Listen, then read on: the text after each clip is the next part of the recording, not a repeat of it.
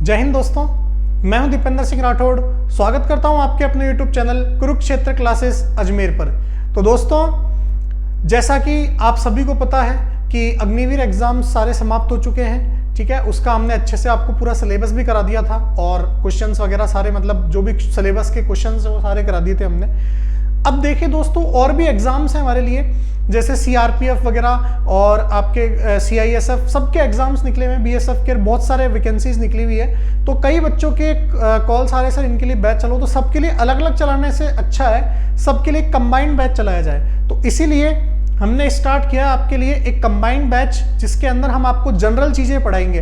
ये एक चीजें आपके राजस्थान के एग्जाम्स के लिए भी होगी, जैसे SI का एग्जाम आ रहा राजस्थान के अंदर, RS की वैकेंसी आ रही है, ठीक है। और भी जो एग्जाम्स आ रहे हैं, CET आएगा, ठीक है, LDC की वैकेंसी आएगी। सभी के लिए कॉमन में आपको साइंस पढ़ाने के लिए स्टार्ट करूंगा, ठीक है। साइंस पढ़ाना स्टार्ट करूंगा सिलेबस वाइज। पहले अपन हर टॉपिक कवर करेंगे और उसके बाद उसके इंपॉर्टेंट क्वेश्चंस करेंगे। मेरा प्रयास रहेगा आपको बेस्ट से बेस्ट कंटेंट लाके देने का, जो प्योर NCERT बेस्ड हो और आपके एग्जाम्स में आते हो। तो दोस्तों, जो भी लोग डिफेंस फोर्सेस की तैयारी कर रहे हैं या फिर जो सिविल की तैयारी कर रहे हैं, राजस्थान के एग्जाम या इंडिया के नेशनल एग्जाम जो भी है, उनके लिए इक्वल रूप से ये क्लास रामबाण साबित होगी। तो और भी सब्जेक्ट्स की हम क्लास लेके आएंगे, मैं आपको साइंस पढ़ाऊंगा। तो दोस्तों स्टार्ट करते हैं। सबसे पहले मैं केमिस्ट्री वाला पार्ट लूंगा साइंस के अंदर। रसायन विज्ञान जो है केमिस्ट्री, उसके लिए मैं आपको पढ़ाऊंगा। और केमिस्ट्री में मैं सबसे पहले बिल्कुल बेसिक से स्टार्ट करूंगा हर टॉपिक को। बिल्कुल जो भी अपन पढ़ेंगे सब्जेक्ट, वो बेसिक से पढ़ेंगे, बिल्कुल बेसिक से उठ के फिर धीरे धीरे अपन हार्ड लेवल के ऊपर जाएंगे। तो दोस्तों, मैं आपको बिना समय व्यर्थ करते हुए आज के अपने टॉपिक का नाम बताता हूं। आज का जो हमारा टॉपिक है वह रसायन विज्ञान की मुख्य अवधारणाएं, जो सबसे पहला टॉपिक होता है, यानी रसायन विज्ञान के बारे में, केमिस्ट्री के बारे में जानकारियां। मैं इंग्लिश में भी डिक्टेट करूंगा ताकि कोई बच्चा इंग्लिश मीडियम का हो तो उसको भी समझ में आ जाए।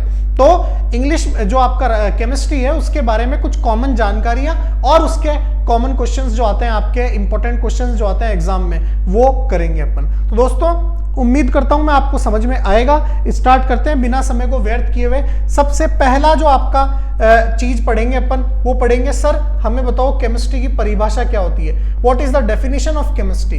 तो रसायन विज्ञान की मुख्य अवधारणाएं, ये आपको लिखने की जरूरत नहीं है, स्लाइड्स आपको यूं की यूं हमारा टेलीग्राम चैनल कुरुक्षेत्र क्लासेस के नाम से टेलीग्राम चैनल है, उसको आपको ज्वाइन करना है। आपको ये PDFs वहां मिल जाएगी यूं की यूं। आपके लिखने का काम खत्म। और अगर कोई लिखना चाहे तो बहुत अच्छी बात है, लिखने से अच्छी कोई प्रैक्टिस नहीं होती, आपको साथ का साथ में याद हो जाएगा। लेकिन मैं आपको वादा कर रहा हूं, आप जो महंगे महंगे कोर्स खरीदते हो सब्जेक्ट के, उससे बढ़िया कंटेंट लाके दूंगा मैं आपको। तो दोस्तों, सबसे पहले रसायन विज्ञान की परिभाषा। तो देखिए, रसायन विज्ञान की परिभाषा क्या होती है। रसायन विज्ञान पदार्थ के संगठन, संरचना एवं गुणधर्म से संबंधित है। तीन वर्ड्स पे ध्यान रखना, संगठन, संरचना एवं गुणधर्म। इन तीनों का मतलब क्या है ध्यान से समझना सब। किसी भी पदार्थ की संरचना, जैसे मान लो मेरे हाथ में ही मार्कर है, अब इस मार्कर की संरचना कैसी है, मतलब इसका कैसा शेप है, इसका आकार कैसा है, इसका अध्ययन हम केमिस्ट्री में करते हैं। इसका अध्ययन किस में करते हैं हम? केमिस्ट्री में करते हैं। इसका संगठन, यानी ये किस किस से मिलकर बना है। इस मार्कर का में अंदर प्लास्टिक कितनी है, अगर मान लो आपसे पूछे रबर है तो ये पीछे लगा हुआ है रबर स्टैंप, ये कितना, ये किस से मिलकर बना है। तो ये सब चीजें जो है, यानी ये पेन किस से मिलकर बना है, किस में कितनी मात्रा है, वो क्या कहलाएगी? उसकी संगठन कहलाएगी। जैसे मान लो आपसे पूछ ले, बोले बताओ कि है ना एक कंप्यूटर है, कंप्यूटर किस किस से मिलकर बना है, तो कंप्यूटर का संगठन क्या, वो संगठन कहलाएगा। जो जो पदार्थ से मिलकर कंप्यूटर बना है वो उसका संगठन कहलाएगा।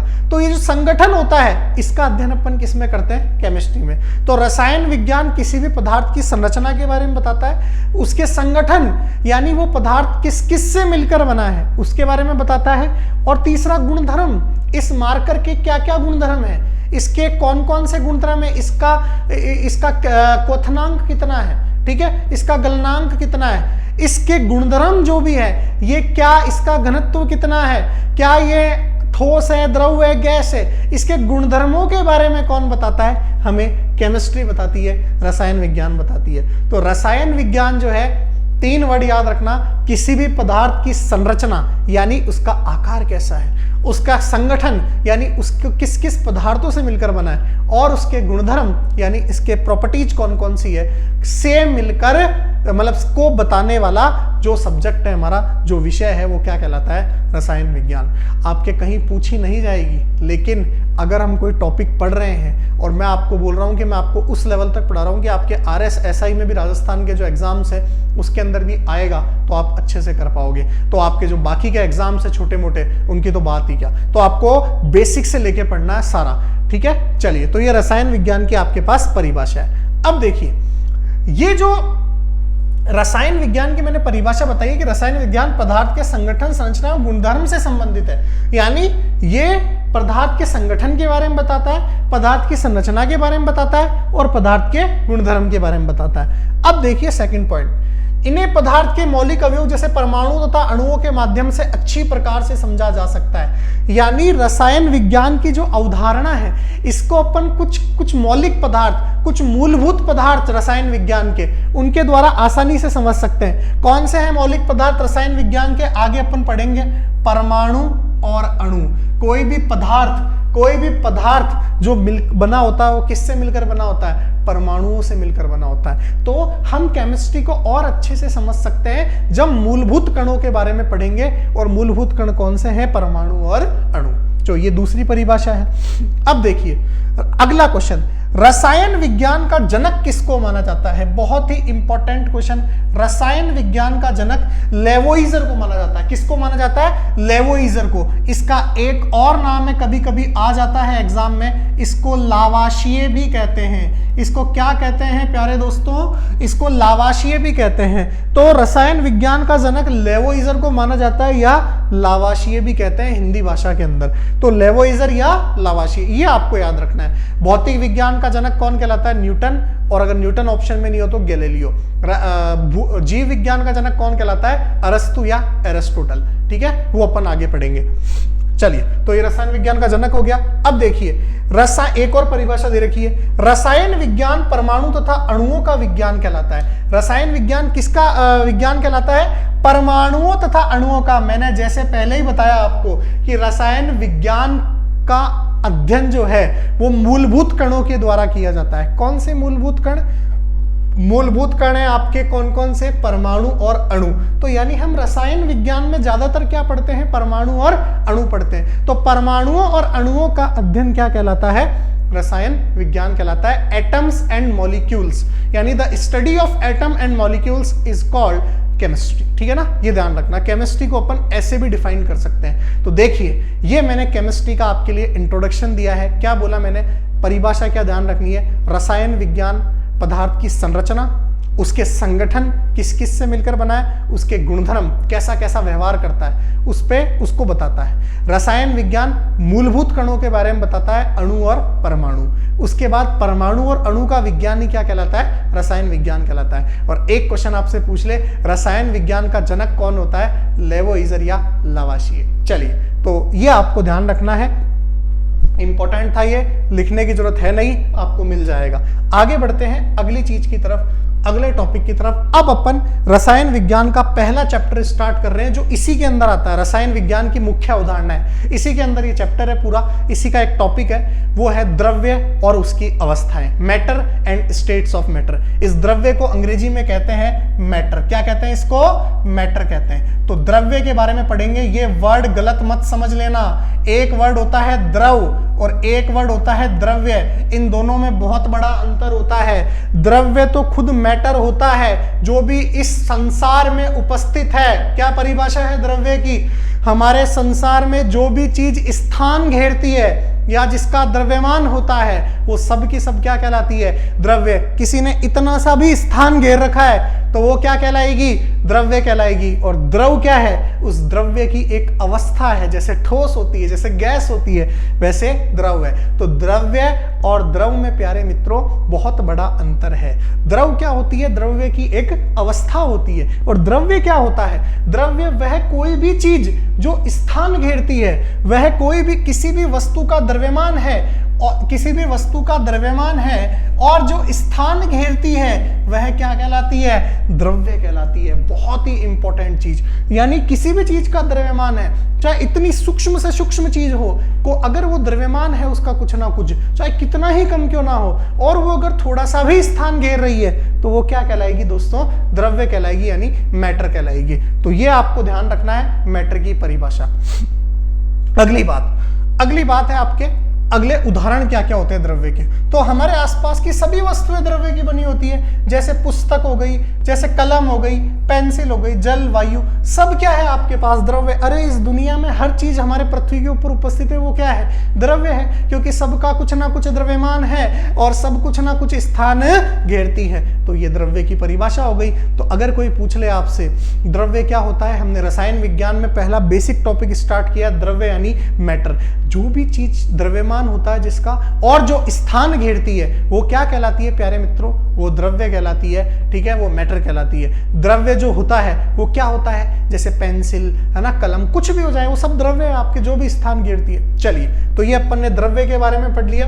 अब आगे बढ़ते हैं। आगे सर द्रव्य के प्रकार, आगे क्या पढ़ेंगे अपन? द्रव्य के प्रकार। तो ये द्रव्य के प्रकार पढ़ने वाले हैं। द्रव्य को मुख्य रूप से दो भागों में बांटा जाता है। Matter is classified in two ways, है ना। द्रव्य को दो प्रकार से बांटा जाता है, मैटर को दो प्रकार से बांटा जाता है। एक तो होता है पदार्थ, एक तो क्या होता है? पदार्थ। एक तो पदार्थ होता है और एक क्या होता है? मिश्रण। एक तो मिक्सचर होता है और एक होता है पदार्थ।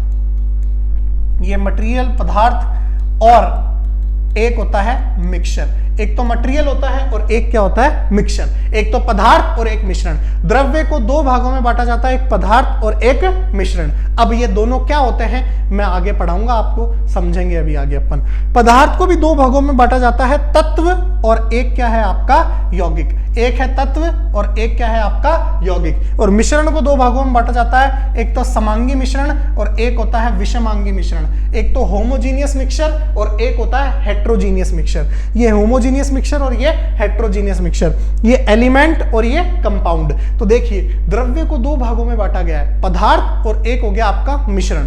पदार्थ को दो भागों में बांटा गया है, एक तो तत्व और एक यौगिक। और मिश्रण को भी दो भागों में बांटा गया है, समांगी और विषमांगी मिश्रण। ये क्लासिफिकेशन आपके दिमाग में यहां छपा हुआ होना चाहिए, तब जाके आप समझ पाओगे। अब मैं इसको एक्सप्लेन करता हूं बड़े अच्छे से, बड़े ध्यान से सुनना इसका एक्सप्लेनेशन बड़े शानदार तरीके से। पहले आप देखिए, मैं बताता हूं आपको पदार्थ के बारे में। पदार्थ क्या होता है? ऐसा द्रव्य जिसकी खुद की एक निश्चित संरचना होती है, जिसकी खुद की एक क्या होती है? निश्चित संरचना होती है और जिसका निश्चित संगठन होता है। यानी अगर इसकी एक निश्चित संरचना है और ये एक निश्चित प्रकार के पदार्थों से मिलकर बना है, इसका संगठन निश्चित है, यानी इसके अंदर रबड़ की मात्रा फिक्स है, इसके अंदर प्लास्टिक की मात्रा फिक्स है, तो ये क्या कहलाएगा? पदार्थ कहलाएगा। यानी जिसका संगठन चेंज नहीं होता है और जिसका संरचना क्या होती है? निश्चित होती है, वो क्या कहलाएगा? पदार्थ कहलाएगा। तो ऐसे द्रव्य जिनका संगठन निश्चित होता है क्या कहलाते हैं? पदार्थ कहलाते हैं। आप इसमें एक लाइन और ऐड कर सकते हो, जिसकी संरचना भी क्या होती है? निश्चित होती है। जिसका संगठन एवं संरचना दोनों क्या होती है दोस्तों? निश्चित होती है। तो अगर मैं यहाँ पे एक चीज और बोल सकता हूं, संगठन के साथ साथ और क्या निश्चित होता है प्यारे दोस्तों? संरचना भी निश्चित होती है। यानी अगर संगठन निश्चित होने का मतलब हो गया, अगर ये मार्कर 20 ग्राम रबड़ और 20 ग्राम प्लास्टिक से बना है तो दोनों का संगठन क्या है? निश्चित है। इस पदार्थ का संगठन निश्चित है कि इसके अंदर 20 ग्राम तो रबड़ है और 20 ग्राम क्या है? प्लास्टिक है। यानी ऐसा नहीं है कि आपने मनचाही मात्रा में मिला दिया। संरचना निश्चित होने का मतलब इस मार्कर का एक निश्चित शेप है, वो क्या कहलाएगा? आपका पदार्थ कहलाएगा। उदाहरण क्या हो गए? जैसे तांबा, तांबे की संरचना निश्चित होती है। लोहा, लोहे की संरचना भी निश्चित होती है। चांदी, सोना आदि शुद्ध पदार्थों के कुछ उदाहरण हैं। तो ये शुद्ध क्या होते हैं? पदार्थ होते हैं। जो भी आपके निश्चित संरचना के साथ मौजूद है सबके सब क्या है दोस्तों? पदार्थ है। अब पदार्थ को दो भागों में बांटा गया है। मैंने अभी भी बताया था पदार्थ, द्रव्य को दो भागों में बांटा गया है, पदार्थ और मिश्रण। हम पहला पढ़ रहे हैं पदार्थ। पदार्थ जो जिसकी एक निश्चित संरचना होती है और जिसका संगठन भी निश्चित होता है, वो पदार्थ कहलाता है। इसी पदार्थ को दो भागों में बांटा गया है, तत्व और यौगिक। सबसे पहला अपन पढ़ेंगे तत्व। सबसे पहला अपन क्या पढ़ेंगे प्यारे मित्रों? तत्व। तत्व क्या होता है? तत्व वो होता है ऐसे पदार्थ, तत्व क्या होते हैं? ऐसे पदार्थ जिसमें एक ही प्रकार के कण होते हैं, है ना, ऐसे पदार्थ जिसमें एक ही प्रकार के कण होते हैं और जिसको और आगे विभाजित ना किया जा सके। जैसे सोडियम, सोडियम होता है आपके पास Na, इसका सिंबल सोडियम का Na होता है। आप सोडियम के अंदर एक ही प्रकार के कण है सारे, आप इसको तोड़ नहीं सकते। कोई ऐसे बोलते हैं हाँ सर हम तोड़ सकते हैं, इसको N+A लिख सकते हैं। बेटा आप यहाँ पे लिख सकते हो, लेकिन ओरिजिनल में ये काम संभव नहीं है, ये तो इसका प्रतीक है। आप अंग्रेजी में इसकी ऐसी की तैसी कर सकते हो, केमिस्ट्री के रूप में इसकी ऐसी तैसी नहीं कर सकते, इसको तोड़ नहीं सकते। तो ये बात क्या हो जाएगी? ये बात गलत हो जाएगी। सोडियम जो है वो अपनी शुद्ध अवस्था में रहता है, तत्वीय अवस्था में रहता है। तो किसी तत्व में एक ही प्रकार के कण होते हैं जिन्हें और विभाजित नहीं किया जा सकता। यह कण परमाणु या अणु दोनों हो सकते हैं। ये कण परमाणु भी हो सकते हैं और ये कण अणु भी हो सकते हैं। ठीक है दोस्तों, जैसे तत्व ऑक्सीजन भी होता है, ऑक्सीजन भी एक तत्व है क्योंकि इसमें सेम प्रकार के कण हैं। ऑक्सीजन के अंदर समान दो परमाणुओं से मिलकर बना है ऑक्सीजन, ठीक है, सेम प्रकार के कण इसके अंदर ऑक्सीजन के। आप इसको तोड़ नहीं सकते। कोई कहे मैं इसको तोड़ सकता हूं, O+O में 2 O हो जाएंगे, नहीं हो सकता। ध्यान रखना, ऑक्सीजन O2 के रूप में ही पाई जाती है। जो ये ऑक्सीजन होती है इसको तो नवजात ऑक्सीजन कहते हैं, इन्फेंट ऑक्सीजन कहते हैं, ठीक है, लेकिन वो एग्जिस्ट नहीं करती आसानी से। तो ध्यान रखना, ऑक्सीजन जो होता है वो O2 के रूप में पाया जाता है और ये भी एक तत्व है। ऑक्सीजन भी क्या है? एक तत्व। तो तत्व ऐसा पदार्थ होता है जिसको और आगे विभाजित नहीं किया जा सकता और वो एक ही प्रकार के कणों से मिलकर बना होता है। जैसे आपके तांबा हो गया, कॉपर हो गया, ठीक है, जैसे कॉपर, लोहा हो गया, आयरन, ये सब एक प्रकार के अणुओं से मिलकर बने।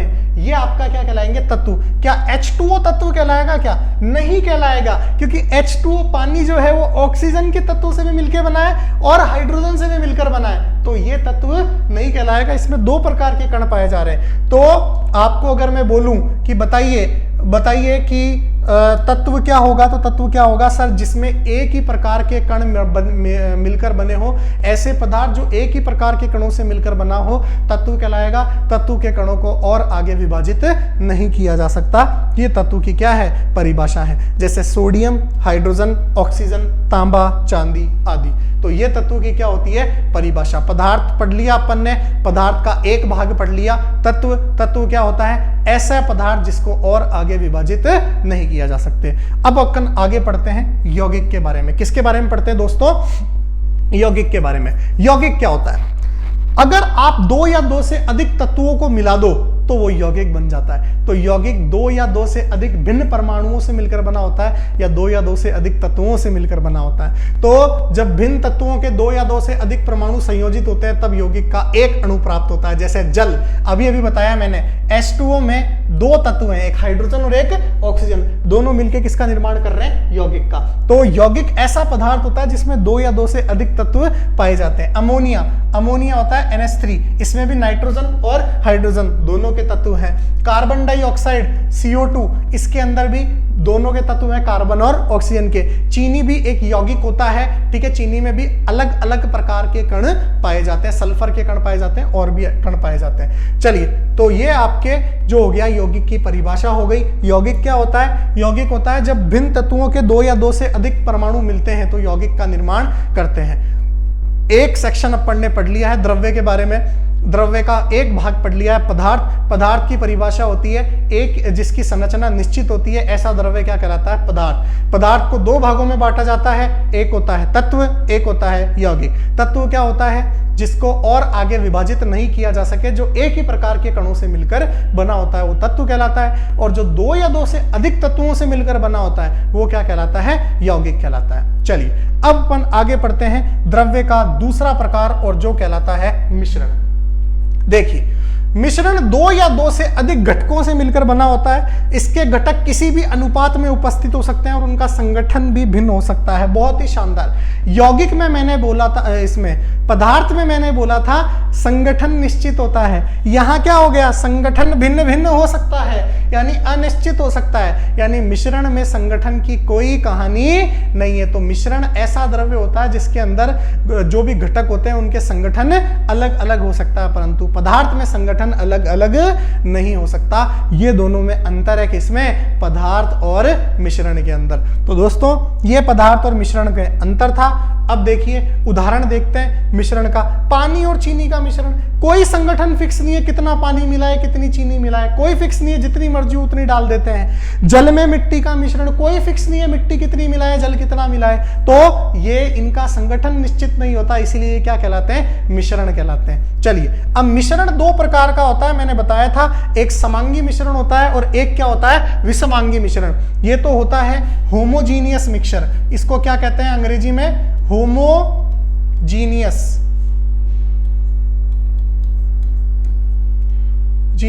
मिक्सचर। और एक होता है हेट्रोजीनियस मिक्सचर। समांगी मिश्रण और विषमांगी मिश्रण, नाम से पता पड़ रहा होगा। समांगी मिश्रण मतलब क्या होता है? ऐसा मिश्रण जिसके अंदर घटक जो होते हैं, जिसके अंदर घुले हुए घटक पूर्ण रूप से मिश्रित होते हैं, मतलब एक दूसरे में पूर्ण रूप से घुले हुए होते हैं, उनको आसानी से पृथक करना संभव नहीं है। जैसे अगर मैं बोलूं चीनी और पानी का मिश्रण, चीनी और पानी के मिश्रण को आप अच्छे से घुला दो, क्या उसके बाद में बोलूं आपको चीनी निकाल के दो, निकाल पाओगे? नहीं निकाल पाओगे, क्योंकि चीनी अच्छे से क्या हो जाएगी, उसमें घुल जाएगी। आप नींबू पानी बनाते हो, नींबू डालते हो, चीनी डालते हो, नमक डालते हो, पानी डालते हो, मैं बोलूं इसमें से नींबू निकाल के दिखाओ वापस, जो आपने नींबू का रस डाला था, निकाल पाओगे? नहीं निकाल पाओगे। क्यों? क्योंकि वो नींबू का रस जो है उसमें से अच्छी तरह से घुल चुका है। तो वो कैसा मिश्रण कहलाएगा? समांगी मिश्रण। ऐसा मिश्रण जिसके घटक आसानी से घुल जाए, पूर्ण रूप से मिश्रित हो जाए, जिसको पृथक करना आसानी से संभव ना हो, क्या कहलाएगा? समांगी मिश्रण कहलाएगा। दोस्तों समांगी और विषमांगी मिश्रण के क्वेश्चन एसएससी में, स्टेट एग्जाम्स में, डिफेंस में हर जगह पूछे जाते हैं। इस चैप्टर में से अगर मैंने तो आज तक कई क्वेश्चन देखे हैं ज्यादातर, तो मिश्रण में से ही देखे हैं। कौन से मिश्रण में से उदाहरण पूछे जाते हैं? कौन सा समांगी मिश्रण का उदाहरण है, कौन सा विषमांगी मिश्रण का उदाहरण है, और इसके जो अपवादी उदाहरण है वो काफी पूछे जाते हैं, जो मैं भी पढ़ाऊंगा आपको। लेकिन अगर कोई नया उदाहरण भी आ जाए तो आपको डेफिनेशन अगर क्लियर है तो आप समझ पाओगे। तो समांगी मिश्रण क्या होता है? जिसमें पूर्ण रूप से घुल जाए घुले हुए घटक और जिनको आसानी से पृथक नहीं किया जा सके, वो क्या कहलाएगा? समांगी मिश्रण। जैसे उदाहरण जल में चीनी का मिश्रण, नींबू पानी भी एक मिश्रण। हवा, ये क्वेश्चन पूछा जाता है, हवा एक समांगी मिश्रण है। वायु, कैसे सर वायु कैसे समांगी मिश्रण है? अरे वायु के अंदर खूब सारी गैसें घुली हुई है, नाइट्रोजन ऑक्सीजन खूब घुली हुई है, लेकिन क्या वो गैसें आपको ऐसे हवा में दिख जाती है कि ये नाइट्रोजन है ये ऑक्सीजन? आसानी से पृथक कर पाओगे? नहीं कर पाओगे, आसानी से गैसें पृथक नहीं कर पाओगे।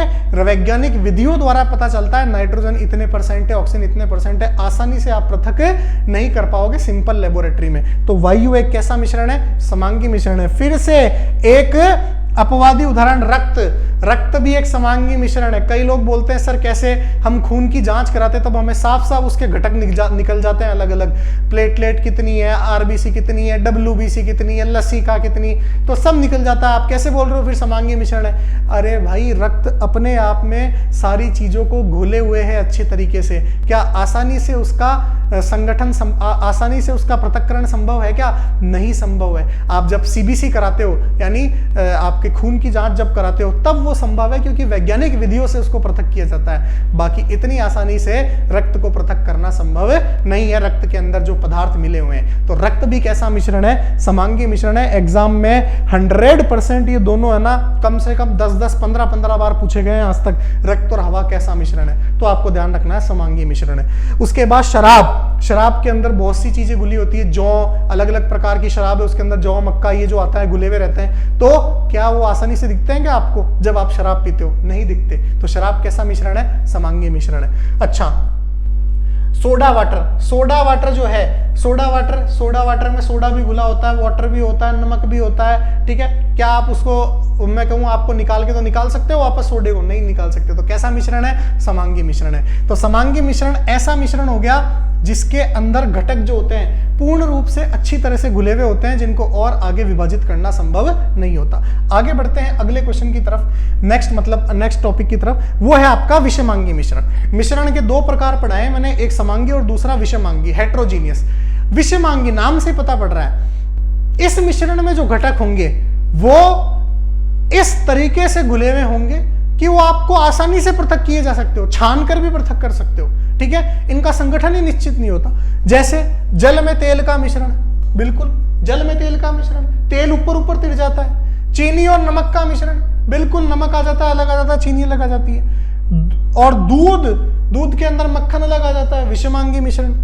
पेंट में भी पपड़ी आ जाती है ऊपर, है ना, पेंट जो आप करते हो। शाही के अंदर अलग से डॉट आ जाते हैं ऊपर, विषमांगी मिश्रण है। पानी में रेत आपने देखा होगा, ऊपर तिर जाती है पानी में रेत, तो वो भी विषमांगी मिश्रण है। तो ऐसा मिश्रण जिसमें घटक एक दूसरे में पूर्णतः मिश्रित नहीं होते हैं और पूरे मिश्रण का संगठन एक समान नहीं होता है, इसके अवयवों को मतलब नहीं होता है, विषमांगी मिश्रण कहलाता है। और इसके अवयवों को आसानी से पृथक किया जा सकता है छानने की विधि द्वारा या पृथक्करण विधि द्वारा भी। तो समांगी मिश्रण जिसके घटक आसानी से पृथक नहीं किए जा सके, विषमांगी मिश्रण जिसके घटक आसानी से बिल्कुल पृथक किए जा सके। यह द्रव्य का क्या हुआ वर्गीकरण। द्रव्य क्या होता है, जो भी चीज स्थान घेरती है वो क्या कहलाता है, द्रव्य कहलाता है, जिसका द्रव्यमान होता है। द्रव्य के दो प्रकार है, पदार्थ और मिश्रण। पदार्थ जिसकी संरचना निश्चित होती है, जिसका संगठन निश्चित होता है, वो द्रव्य क्या कहलाता है, पदार्थ। मिश्रण जिसकी संरचना और संगठन दोनों ही निश्चित नहीं होते, वो मिश्रण कहलाता है। पदार्थ दो प्रकार का होता है, तत्व और यौगिक। तत्व क्या होता है, ऐसा पदार्थ जो एक ही प्रकार के कण से मिलकर बना होता है और जिसको और आगे विभाजित ना किया जा सके, वो क्या कहलाएगा, आपका तत्व कहलाएगा। जैसे सोडियम, तांबा आदि।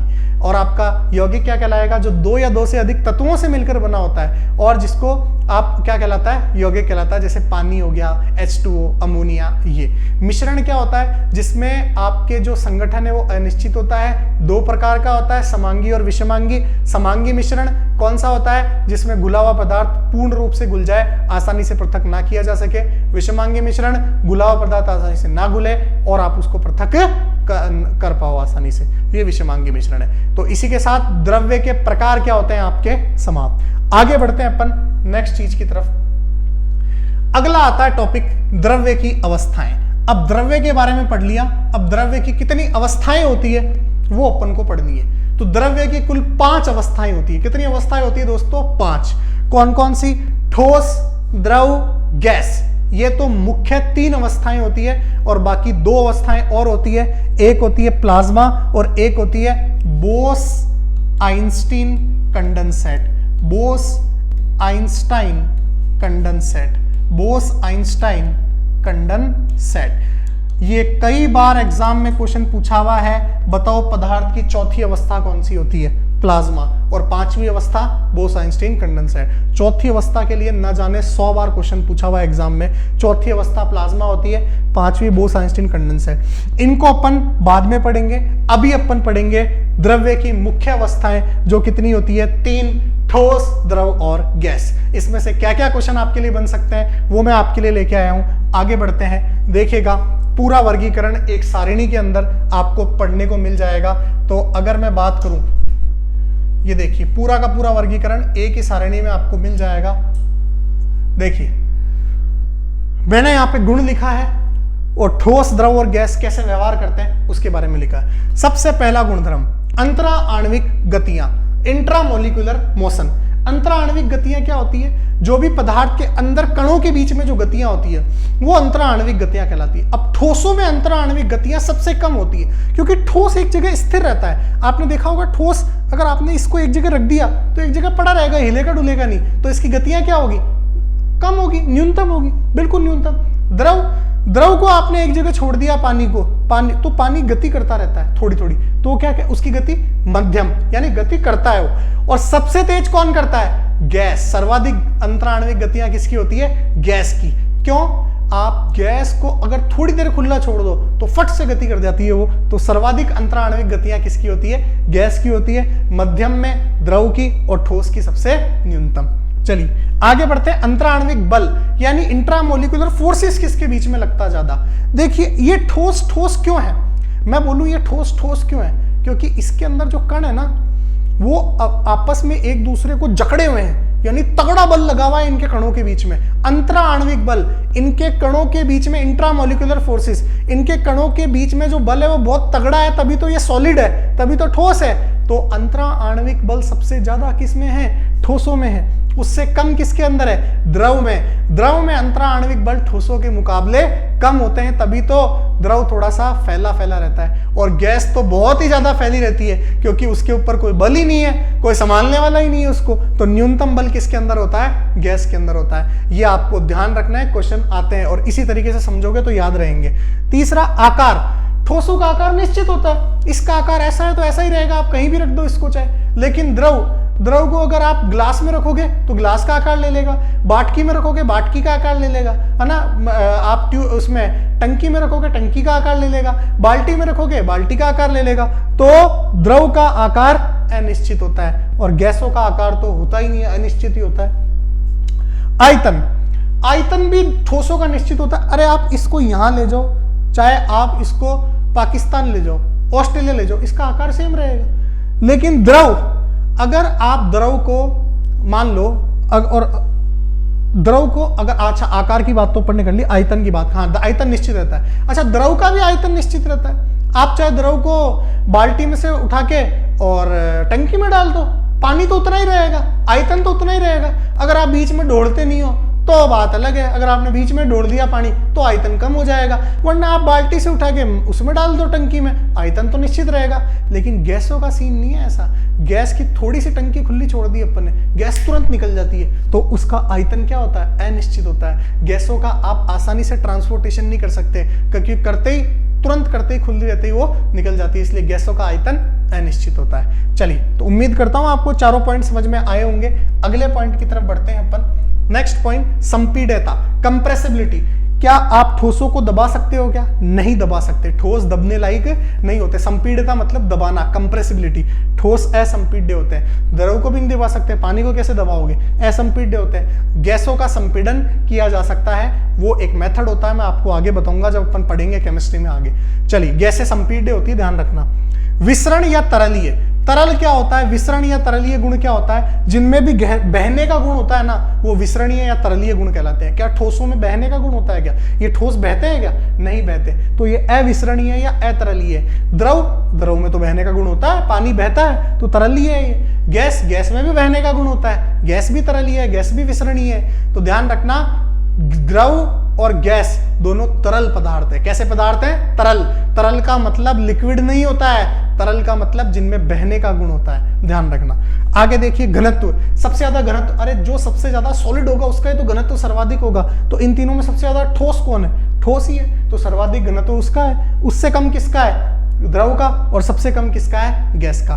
तो ये आपके 7 पॉइंट थे। वापस देखिएगा, मैं बात करता हूं अंतरा आणविक गतियों की, इंट्रामोलिकुलर मोशन की, यानी किसके कण ज्यादा गति करते हैं अंदर से अंदर? ठोस के तो स्थिर रहते हैं, द्रव के थोड़े से करते हैं, गैसों के सबसे ज्यादा करते हैं। अंतरा आणविक बल कौन बहुत सॉलिड है? ठोस है, फिर उसके बाद द्रव, और सबसे कम कौन है? गैस। उसके बाद में आकार ठोसों का निश्चित होता है, द्रवों का अनिश्चित होता है। जिस बर्तन में डालोगे उसका आकार हो जाएगा, गैसों का तो होता ही नहीं है। आयतन ठोसों का निश्चित होता है, द्रवों का निश्चित होता है, गैसों का अनिश्चित होता है। उसके बाद में आपसे बोलूं मैं, संपीड्यता, दबाना। ठोस को नहीं दबा सकते, द्रव को नहीं दबा सकते, गैस को संपीड्यता कर सकते हैं अपन। उसके बाद तरलता गैसों और द्रवों में पाई जाती है, ठोस में नहीं पाई जाती। घनत्व ठोसों में सबसे ज्यादा, द्रवों में उससे कम, और गैसों में सबसे कम। तो ये हमारा आज का टॉपिक था। आज हमने केमिस्ट्री का इंट्रोडक्शन पढ़ा है और द्रव्य और उसकी अवस्थाओं के बारे में पढ़ा है। ठोस, द्रव, गैस अवस्थाएं हो गई है। इसके आगे अपन पढ़ेंगे और टॉपिक को कंटिन्यू करेंगे अगली कक्षा में। दोस्तों फिर से कह रहा हूं मैं, ये कंटेंट आपको, अगर आप कोई पेड कोर्स लोगे तो भी इतना कंटेंट आपको नहीं मिलेगा जो मैं आपको प्रोवाइड कराने जाऊंगा इन पूरी क्लासेस के अंदर। तो आप हमारा सपोर्ट कीजिएगा। मेरी आपसे इतनी आशा है कि आप हमारे चैनल को बहुत ज़्यादा से ज़्यादा बढ़ाएं और इस वीडियो को फैलाएं। अगर ये वीडियो पसंद आई हो तो लाइक कीजिएगा, शेयर कीजिएगा, कमेंट कीजिएगा और हमारे चैनल को सब्सक्राइब जरूर कीजिएगा। जय हिंद, जय भारत, वंदे मातरम।